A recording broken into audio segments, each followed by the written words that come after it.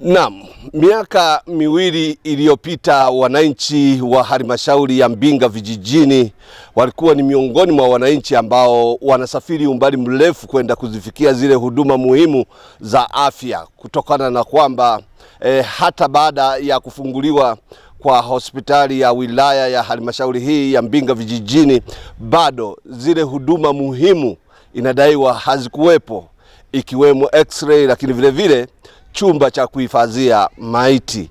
Na tumepata nafasi ya kuzungumza na mganga mfawizi wa hospitali hii ya wilaya ya Mbinga vijijini.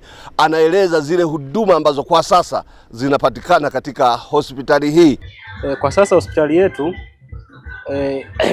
inafanya huduma zote, huduma za upasuaji wa kina mama. Hapo awali tulikuwa hatuna. Ina mochwari, ina jengo la mionzi, na jengo la wagonjwa mahututi, na lina jengo la watoto, na lina jengo la wanaume pia na wanawake. Kwa hiyo tunashukuru sana jitihada za serikali kwa kutuletea huduma hii ya mochwari. Awali tulikuwa hatuna kabisa, wagonjwa wakifariki namna ya kuhifadhi maiti mpaka tuende hospitali jirani au hospitali ya mkoa.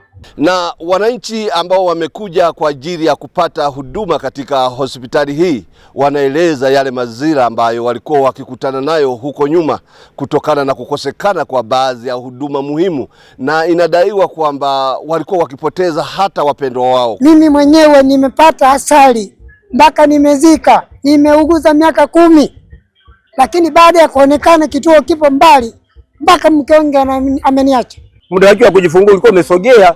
Sasa alivyofika njiani ikakumbana tatizo la kuharibikiwa, kwa sababu huduma zilikuwa ni mbali sana.